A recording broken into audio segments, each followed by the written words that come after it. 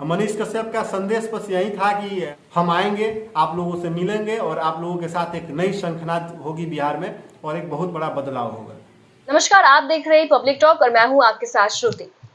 लंबे समय से बिहार के बेटे कहे जाने वाले मनीष कश्यप तमिलनाडु में जेल में बंद है और ये पूरा मामला कोर्ट के अधीन है। लेकिन कई बार ऐसी खबरें आ रही थी कि तमिलनाडु में उनको रहने सहने में दिक्कत हो रहा है, क्योंकि कल्चर अलग है, खान पान अलग है। ऐसे में उनको दिक्कत महसूस हो रही है।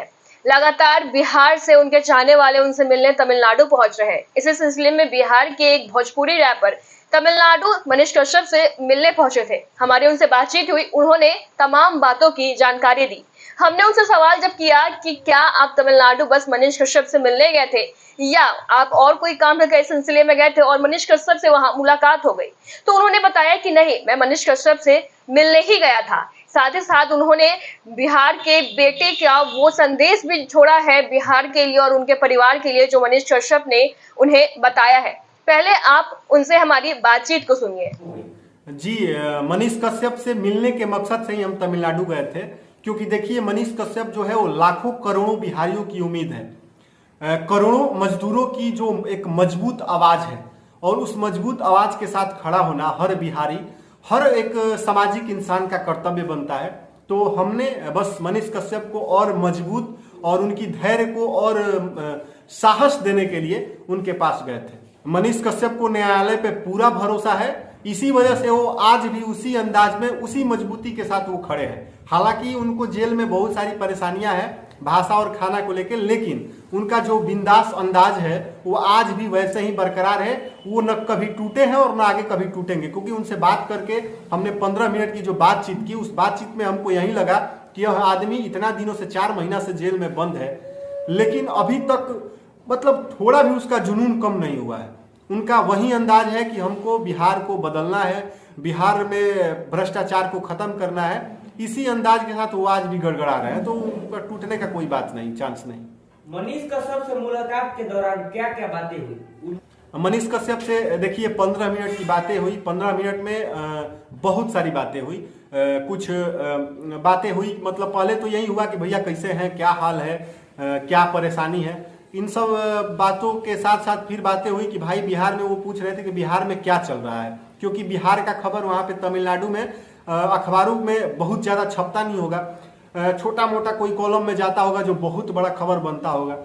तो हम पूछे कि भैया क्या करते हैं, तो बोले कि हम 3 अखबार पढ़ते हैं, times of India, Indian express, ऐसे ऐसे करके 3 अखबार बताए, अंग्रेजी अखबार, तो तीनों पढ़ते हैं। और पूछ रहे थे कि बिहार में क्या चल रहा है, अभी पुल गिरा है उस पर चर्चा हो रही थी, बाकी वगैरह वगैरह। और मतलब बिहार के भाई मुझे मतलब कितना याद करते हैं, कौन मुझे याद करता है, मेरा साथ दे रहा है, वगैरह वगैरह। बहुत सारी बातों पे चर्चा हुई और सकारात्मक बातें हुई। वो खुश थे, आते वक्त हम लोग उनकी नज़र में एक मुस्कुराहट देख कर आए। उनको तमिल का कल्चर, क्योंकि वो साउथ रीजन में आता है, तो उनको वहाँ का लैंग्वेज या खाना समझ नहीं आता है। क्या उनकी सिचुएशन कुछ बेटर हुई है पहले से?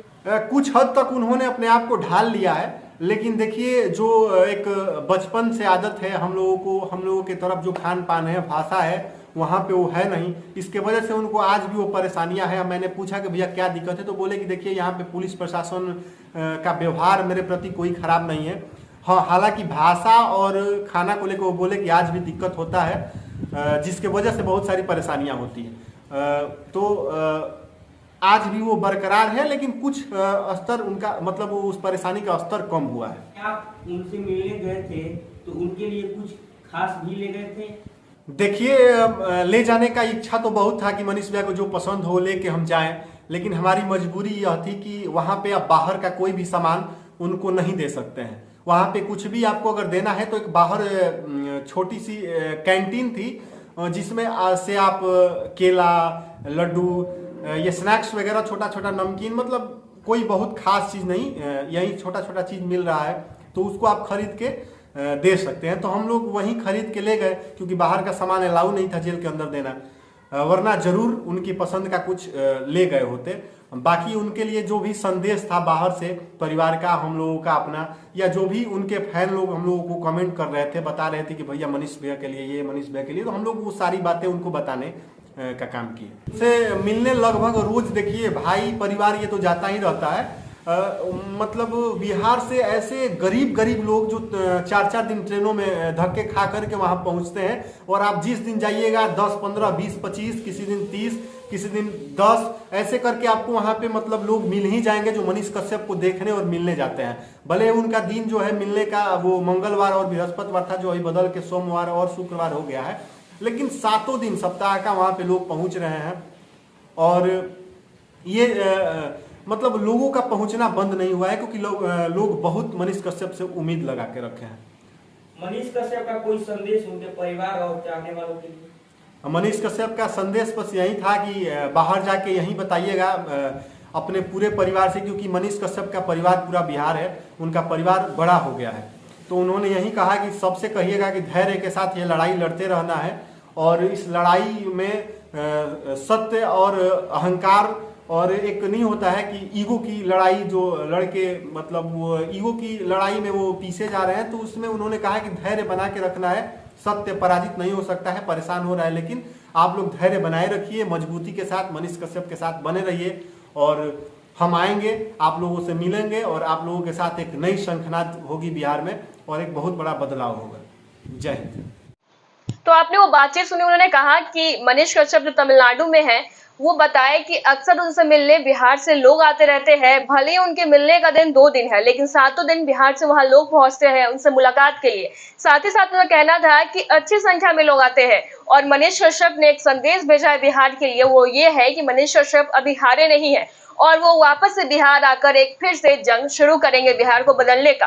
तो आपको ये पूरी वीडियो कैसी लगी कमेंट करके हमें जरूर बताएं। धन्यवाद।